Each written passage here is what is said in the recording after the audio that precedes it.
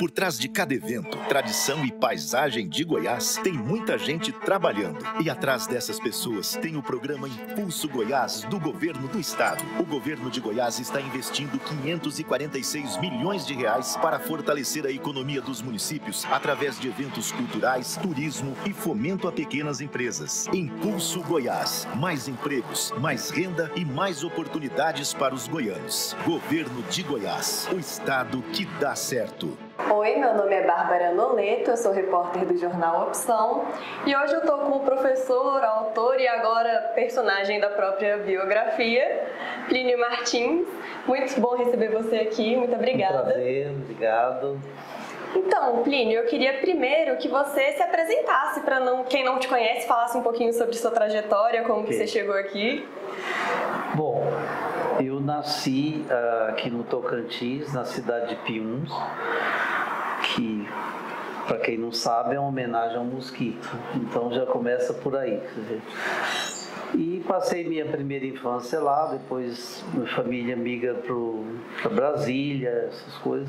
Eu passei aqui por Goiânia, estudei em Goiânia, fiz acho que o começo do ginásio, depois fui para Ceres, fui para Brasília, depois eu fui para São Paulo. E em São Paulo eu fui trabalhar numa editora, a Editora Perspectiva, que era uma das editoras mais importantes do país. E nessa editora foi onde eu iniciei a profissão que hoje eu exerço, que é a profissão de editor. Eu comecei trabalhando nessa editora no depósito, depois eu fui para a revisão e fiquei 18 anos na Editora Perspectiva, que eu digo que foi minha escola. Depois desses 18 anos eu fui dar aula na Universidade de São Paulo e também fui convidado a dirigir a editora da Universidade de São Paulo, a EDUSP, que até então era uma editora que só fazia coedições. Então eu tive essa oportunidade de criar uma editora praticamente do zero, ou seja, escolher os livros, publicar, como publicar. Então, na editora da Universidade de São Paulo, eu fiquei 26 anos na direção, ou seja, num primeiro momento como diretor editorial, depois como presidente da editora. Paralelamente a isso,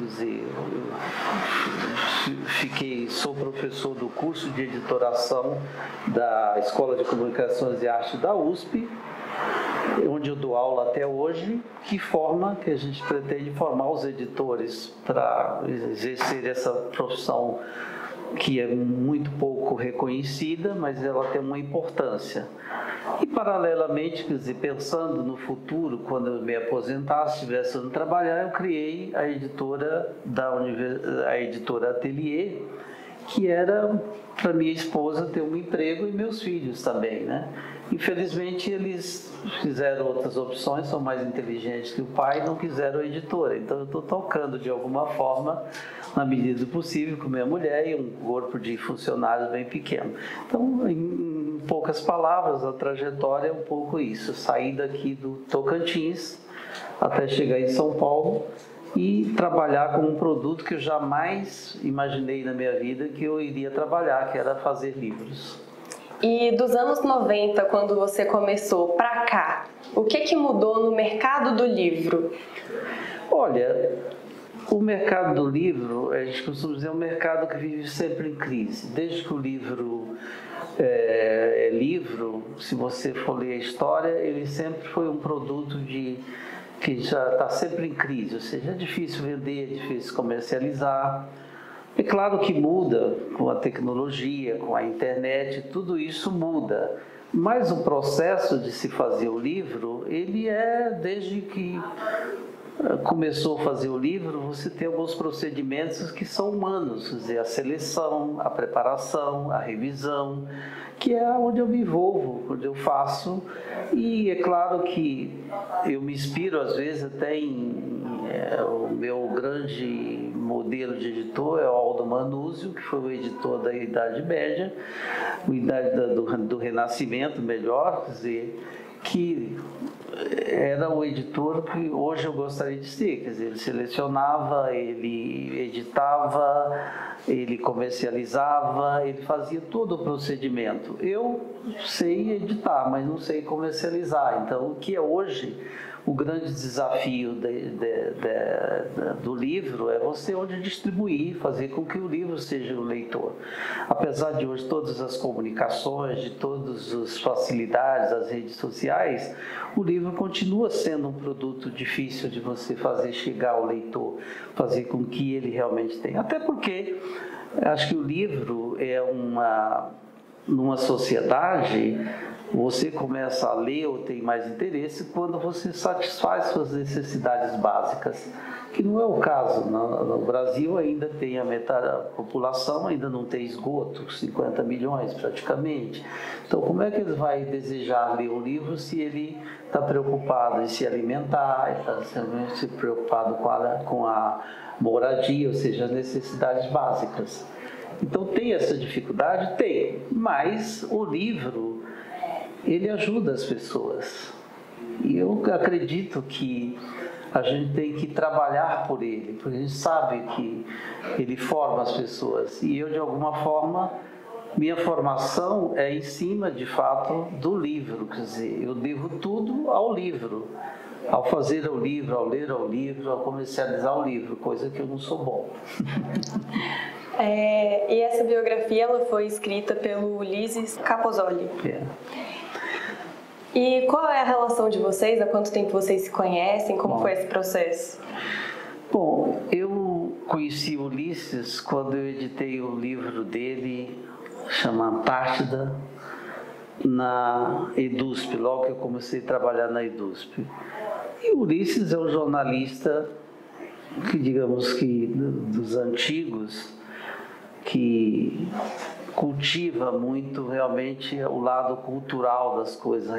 Não é só aquele informativo, mas ele sempre se preocupou com a formação. E é uma pessoa que é um contador de história, né? Então a gente sempre se encontrava, contava essas histórias dele e minha. Um determinado dia, quer dizer, ele disse: olha, você não quer que eu faça sua biografia? Ele disse: olha, a responsabilidade é sua, quer dizer, se você quiser escrever, eu sou objeto, se achar que é interessante, tudo bem, vamos trabalhar, vamos fazer isso. E foi aí que começou essa história, num encontro que a gente estava com outras pessoas, conversando. Eu tinha, de alguma forma, tentado levar ele para a universidade, para ele prestar um concurso, para dar aula para jornalismo científico, mas, infelizmente, quer dizer, como se diz assim, nem sempre a escolha que se faz na universidade pode ser a mais adequada. Quer dizer, ele não foi escolhido, ele era, apesar de ser a pessoa mais indicada para aquele cargo, pela experiência que ele tinha em jornalismo, não foi ele o escolhido. Mas a gente sempre teve essa amizade e discutia essas coisas, e foi daí que surgiu essa coisa. E para mim foi uma honra, porque é um jornalista que escreve aquilo que ele sente, aquilo que ele gosta, aquilo que ele escreve porque ele se interessou de fato por aquilo. Não é relação comercial, não é relação que foi pago para fazer isso, não houve isso, é uma coisa espontânea, uma coisa natural. E ao ler a obra pronta, se você tivesse que dizer assim, um momento que destacou, que você gostou de como ficou escrito, qual seria? Olha, eu acho que não dá para destacar uma coisa que se destaque totalmente. É claro que você ter sua história registrada por uma pessoa que, de alguma forma, entende e sente que houve essa empatia, é sempre importante. A história pessoal você tem ali no livro é importante.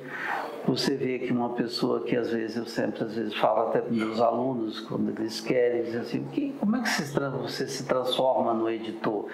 Então, ter registrado essa história de uma pessoa que não tinha sequer contatos com o livro, nunca teve livro na infância e se transforma no editor, isso é importante para aquelas pessoas que querem saber o que faz um editor.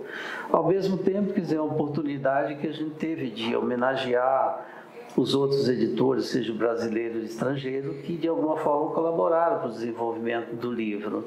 E também é importante você ver a recepção que tem os leitores quando leem aquela história e dos amigos que a gente fez durante essa trajetória, os autores, os alunos, os colegas, que de alguma forma foram ao lançamento, que privilegiaram. O que deu uma enorme alegria, de fato, foi ver exatamente essa recepção que as pessoas tiveram para o livro, a aceitação que tiveram para o livro. Porque o editor, no fundo, ele é o que ele faz, não é o que ele diz. Então é importante saber que pelo menos parte do que eu fiz está lá nesse livro. E é isso que a gente quer compartilhar com o leitor. E para os novos autores que estão surgindo dessa nova geração, você tem uma dica para deixar?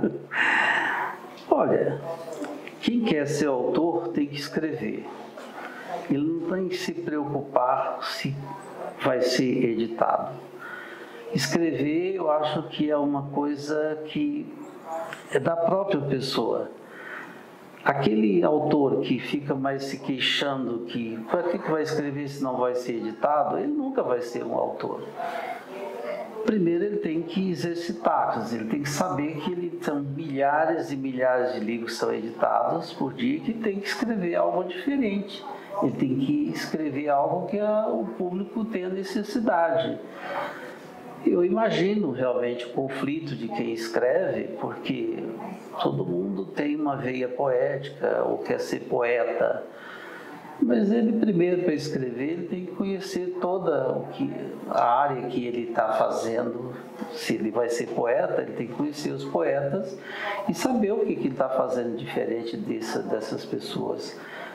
Não é aquela ideia de que você se realiza quando se edita um livro, você tem um filho, você planta uma árvore, como antigamente se diziam. Não é isso, quer dizer, tem que editar aquilo realmente que você acha que está contribuindo com alguma coisa. Isso eu acredito que não é fácil. Então, meu conselho é que escreva, quem escreve tem que escrever, escrever, escrever. Depois, a gente hoje tem os meios de comunicações, eles fazem suas seleções. Quer dizer, não existe mais hoje, como diz, o best-seller de gaveta, porque você tem como testar a sua criação. São os meios sociais, são as redes sociais, você coloca, ele divulga e você vê o resultado, quer dizer, é julgado direto. Você pode ter um contato direto com seus leitores. O que é incrível é que assim, a legitimação do poeta ou do escritor não é feita através das redes sociais. Ele é legitimado quando ele é editado impresso. Esse é o grande sonho de todo. Então hoje tem os filtros, né, de você se apresentar mais ao seu leitor. O editor não tem mais aquela responsabilidade dele ser aquela pessoa que vai fazer esse autor, porque ele tem a possibilidade de disponibilizar o trabalho dele numa rede universal. E existe algum recado que você gostaria de deixar para os nossos seguidores e leitores aqui do jornal hoje sobre a literatura? Olha, eu costumo dizer que o livro, eu já repeti isso várias vezes, mas repito, ele ajuda as pessoas. Nós estamos vivendo numa situação que precisa muito de ajuda. Então, o meu conselho é que as pessoas leiam, porque nos livros elas vão encontrar muitas respostas que às vezes não vão encontrar na rede de informação, na rede de internet. O livro ajuda a formar as pessoas. A leitura, ela é essencial, ela é, digamos assim, a formação das pessoas depende disso, porque só ouvir, ou só ver, só aquelas coisas não tem. A leitura é um ato que você encontra de você com o universo. Quer dizer, você vai atrás daqueles livros que você não sabe às vezes o que eles vão contar, mas eles vão ter experiências que a cada leitura você vai fabulando. Eu leio um livro, leio outro, aquele outro complementa, e isso vai ajudando a formar as pessoas. Então, eu aconselho realmente que queira realmente ter pelo menos se aceitar, ou se ter aquela... Se encontrar, às vezes encontrar, o livro é esse caminho. Então, eu acho, o meu recado é que as pessoas devem ler o máximo que puder, aproveitar, porque é muito bom. Não só os clássicos são essenciais, e tem muito clássico que são necessários que a gente leia para entender. E às vezes o que a gente sente é que muitas pessoas querem escrever, mas não conhecem a literatura, essas coisas. Então, para ler, ele vai encontrar esse caminho, ele vai saber o limite que ele pode atingir e onde ele pode chegar. Por hoje, Plínio, muito obrigada. Eu que agradeço, foi um grande prazer.